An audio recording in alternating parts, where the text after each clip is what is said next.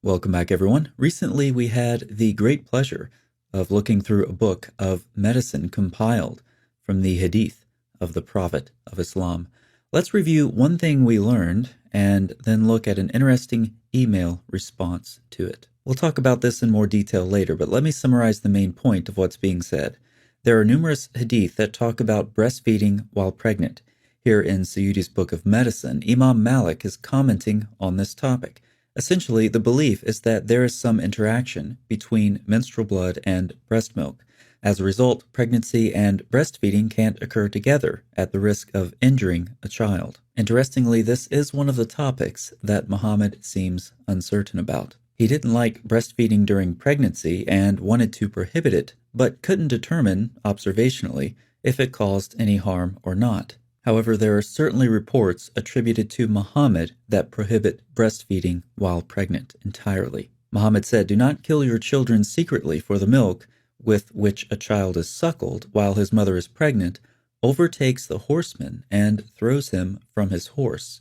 The puzzling part about being thrown down from a horse reflects the belief that corrupted milk can have immediate or long-lasting effects, resulting in someone reaching adulthood, let's say, but being weaker and less able to succeed in feats of strength, for example, in battle.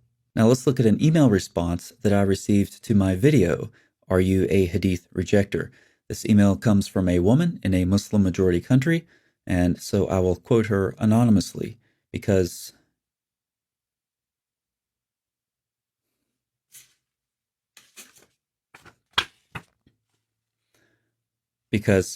Islam is a religion of peace. I was just watching your video, "Are You a Hadith Rejector?" when you shared this gem about women breastfeeding during pregnancy. Wow, so far, very positive. When I was pregnant with my second, I had several women tell me I needed to stop breastfeeding my toddler because it was bad for the baby. And now we see the wisdom of Muhammad coming to the surface. Then when I delivered, the nurse came to check if my milk had come in, and I said yes, because I'm still breastfeeding my toddler. She was horrified, rightly so, and told me I must immediately stop because it was bad for the baby, and it was a miracle that my baby had not died in the womb. Thankfully, I have a brain. Oh, so when she said this gem, she was being sarcastic. Now I see what's happening. Unfortunately, now pay attention to this part. However, this hadith leads to unsafe weaning practices as women wean their babies early when they get pregnant with another, and those in poverty cannot afford formula.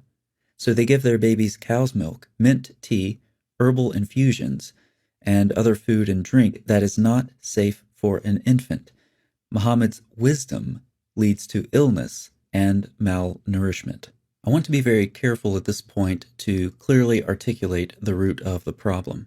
The women described at the end of this email are impoverished in at least two ways, materially and intellectually. Materially, they can't afford baby formula. Intellectually, they're impoverished because they've been brainwashed with Muhammad's stupidity. The malnourishment of children because of these hadith is tragic, and I'm certain that if these women knew better, they would stop. But they don't know better. Many of them can't know better because all they know is Islam, and that's not their fault. I'll tell you whose fault it is. Muslim scholars and authorities have preserved and perpetuated the stupidity of these traditions and many others from Muhammad, regardless of the fact that so many of them are regressive, dangerous, and harmful, and affect most people who aren't in a position to know any better, like children or women in poverty in Muslim-majority countries. So great job, Muslims, keeping these traditions alive, from wife beating to FGM to women being intellectually deficient to not breastfeeding while pregnant, and so much more. You're doing great work. Or not. So let's see what's actually going on with this medicine stuff in the Islamic sources. Regular viewers of this channel know by now that you should not assume originality when approaching the Muslim sources. Assume whatever you're reading came from somewhere else, and you'll be right most of the time, including now. Here's an example. Muhammad had this dumb idea that a baby would resemble whatever parent orgasmed first. This sounds very close to beliefs held by Aristotle and Galen, among others. And by very close, I mean identical. And regular viewers of this channel will be really surprised by what comes next. These same ideas are also expressed in Get ready to be surprised. Are you ready? This is something you haven't heard before. 500 times on this channel. That's right, back to the same sources the Quran and Hadith borrow heavily from, rabbinic tradition. Here in the Talmud, we also see that a baby's characteristics are determined by who orgasms first. Note that a proof text is cited, Leviticus 12:2. The rabbis get there by using some of their hermeneutical gymnastics that no critically thinking exegete would accept. So they assume ideas from Greek medicine, but reverse the result by reading into the biblical text. So if a woman reaches an orgasm first, she will bear a male child, and vice versa. How creative. By the way, these are the same types of hermeneutical gymnastics that the Quran accepts when it borrows from rabbinic tradition elsewhere. This is why, for example, the Quran states that the flood waters boiled during Noah's day. What's wordplay for the rabbis is the word of Allah and Muhammad for Muslims. That quote is so good, I expect to see it in the comments section below. But more on boiling in a second. Let's look at another example that illustrates why you should assume unoriginality in the Islamic sources. According to the Quran, humans are created from spurting water that comes forth from a place between the spine and the ribs. This meshes well with the Quran's view that every living creature was created from water. Two things to notice in Surah 86, water and a place between the spine and ribs. By the way, Muslims who want to try the miracle of reinterpretation for this verse, have fun, but the number of people you can fool with that nonsense is declining substantially these days, so you might want to think of something else. Anyway, the Quran is reflecting beliefs attested in ancient medical texts, where a man's seed is created from moisture accumulated in the body. This moisture undergoes a transformation and is sent to the spinal marrow, where it goes to the kidneys next. So now the next time you're playing trivia with your friends, and the question is, what did the Quran, ancient medicine, backbones, and water all have in common? You'll know the answer. You might want to find some new friends. Funny how Allah's revelation sounds so much like Greek medicine. It's almost as if the author of the Quran just took these ideas and... No, that couldn't be. Let's go back to Muhammad's Book of Medicine, now that you've been primed to know that very little in the Islamic sources is original. We're back to the original quote that we looked at the beginning of this video. Notice this line, which provides one basis for the ridiculous assertions made. The menstrual blood passes to the breasts and is converted to milk. So let's see if you've been paying attention. What two types of sources do you think we can find these same ideas in? Tough question, isn't it? That's right, ancient Greek medicine and rabbinic literature. According to the prevailing theories of Greco-Roman medicine, when a woman became pregnant, this same blood, referring to menstrual blood, was reappropriated by the body in order to feed and form the fetus, and when the pregnancy reached its end, redirected to the breasts and concocted into milk. And from the Talmud, some rabbis believed that menstrual blood decomposes and turns into milk. So now we know where that idea comes from. But wait a second, we might have missed something. Did we just read that blood forms the fetus in Greco-Roman medicine? When a woman became pregnant, this same blood was reappropriated by the body in order to feed and form the fetus. And the Quran talks about humans being formed from a clot as well. But what kind of clot? Could that be a blood clot? I don't know. I better ask the scholars. Yep, it's a clot of blood. Well, that's an interesting and a fortuitous coincidence. Now, a few minutes ago, I mentioned boiling. Remember those flood waters of Noah? Just for your information, the mechanism that transforms blood into milk is heat, according to some of these ancient authors. So Aristotle believed that when menstrual blood passes through the heart on the way to the breasts, it was heated by the heart and turned into milk.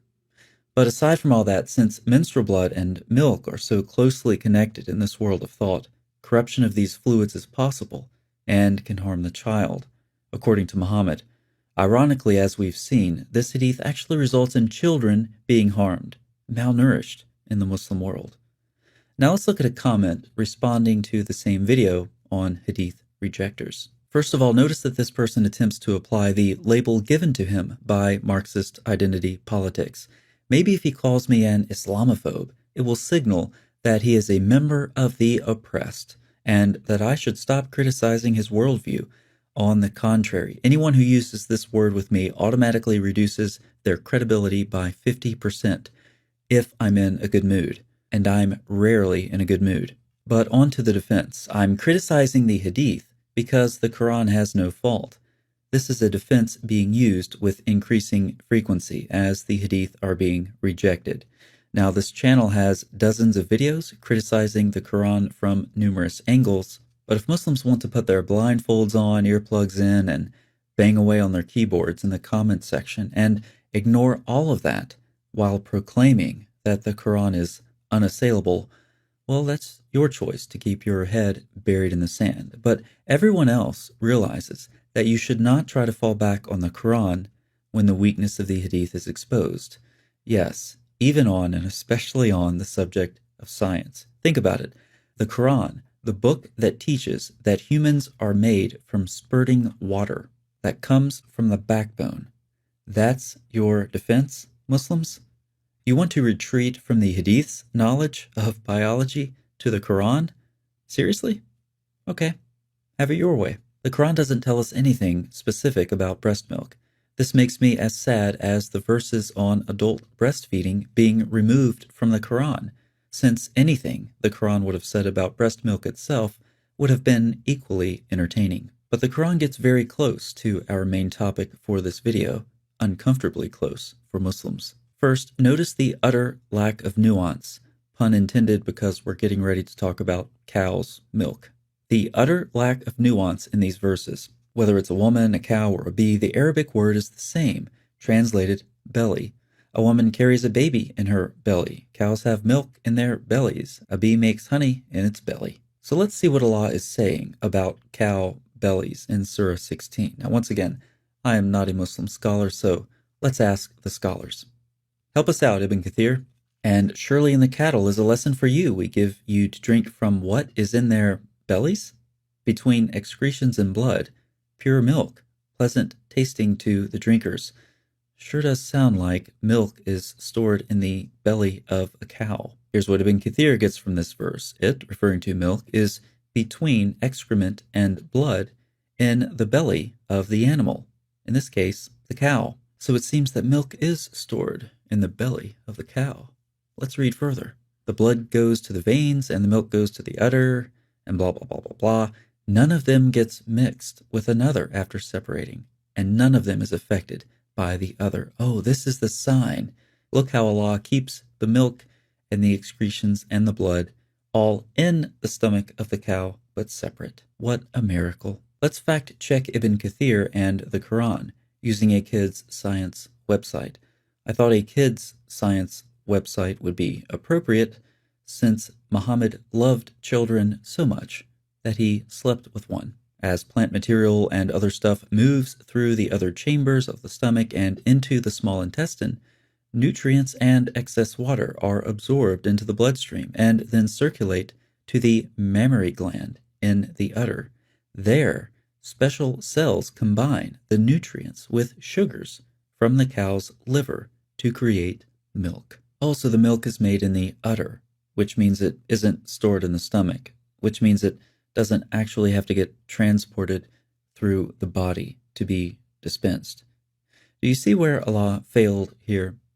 If he would have used some nuance instead of the same word belly over and over, and if he would have said that cows don't actually have milk in their bellies, it's made in the udder, then maybe, just maybe, that would have fixed Muhammad's problem. Had the Quran been written more carefully and accurately, Muhammad and generations of Muslim scholars would have concluded that cows produce milk in their udders and, by analogy, and here's the conceptual leap that hopefully Muhammad could have made, that by analogy, women produce milk in their breasts. Therefore, there's no danger of cross-contamination between blood and breast milk.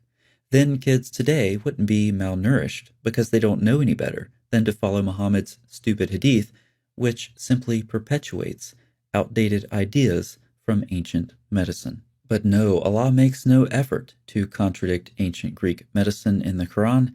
In fact, we've actually seen that it's endorsed. So no, Muslims, don't try to fall back on the Quran.